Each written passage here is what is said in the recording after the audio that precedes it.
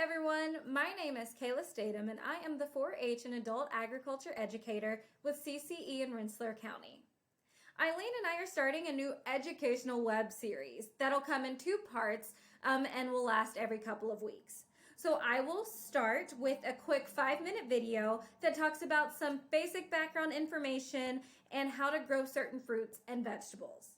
Then Eileen will do a video the following week with a quick, easy recipe that you guys can do at home. And we hope to continue this series throughout the end of the year. So, without further ado, let's dive right in. Our first topic is apples. So we're going to start with the life cycle of the apple tree. So in winter, the apple tree rests.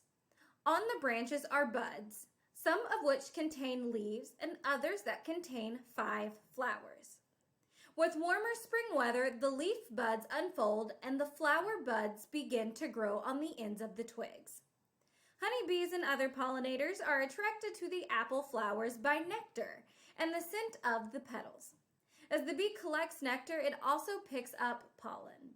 When the bee lands on a flower on another tree, it brushes against the pistil of the flower, leaving pollen grains on the sticky stigma. The pollen grains send tubes down through the styles to reach the ovary. This is the process that we call pollination. Through the filament, the sperm present in the pollen can reach the ovules that are in the ovary. The fertilized ovules will then become seeds. The outer wall of the ovary develops into the fleshy white part of the apple. The inner wall of the ovary becomes the apple core around the seeds. In summer, the apples grow bigger and gradually change color, and the tree produces new growth. In fall, the apples ripen. About 2 weeks before harvest, the apple's food supply from the tree is cut off and the apples become sweeter. Most apples are harvested by hand, primarily in September and October. Next, we have the parts of the apple.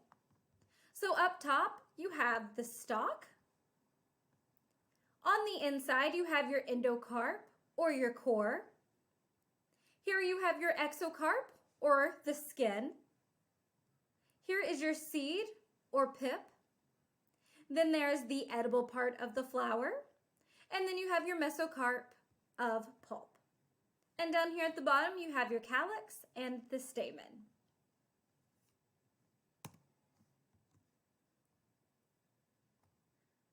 And now I just have a couple of fun facts about apples for you guys. So Washington is the leading state in apple production, followed by New York. Apples are very rich in fiber. A single medium-sized apple contains about 4 grams of fiber, which is about 17% of the recommended daily intake. So they really aren't kidding when they say an apple a day keeps the doctor away. There are 2,500 varieties of apples are grown in the U.S. 7,500 varieties of apples are grown throughout the entire world. And 100 of those varieties of apples are grown commercially within the U.S. So that ranges from your Gala apples, your Granny Smith, your Honeycrisp, and the list keeps going. And if you've ever wanted to grow apples, it's not that hard. Just make sure that you have enough space and the right type of soil to do it. So apples do best in full-grown sun and moist, well-drained soil. Although the trees do thrive in a variety of different soils, you want to avoid planting them in low or wet spots. They don't grow in situations where there's standing water or for extended periods of time. You can plant apples anytime from spring to fall.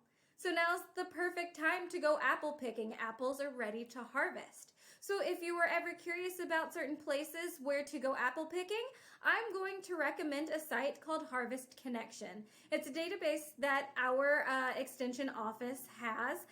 So it is a database that has farms throughout the Capital District. So you can go and you can search specific products. So if you're looking for apples, especially around this time for apple picking, you can go in and you can search by product and it'll use your location and find the nearest places next to you.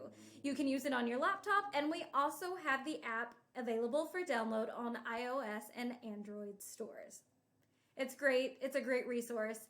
And for any other resource and other educational activities, you can check out the web series that I did throughout the summer, Ag Literacy with Kayla. I did the Apple Orchard Riddle. And it goes through the book reading, and at the very end there is an activity that you can do at home or in your classroom, whoever is watching this. And you can go to the New York Ag in the Classroom website, where they have a lot of other great resources and activities that you can do at home. And if you have any questions, feel free to email me at kls342@cornell.edu. And of course, stay tuned for Eileen's video next week, where she will be going over a fun and easy recipe for you guys to do at home. And then we hope you join us for the remainder of the series, where we'll go through other varieties of fruits and vegetables. Have a great weekend, guys. Thanks for joining.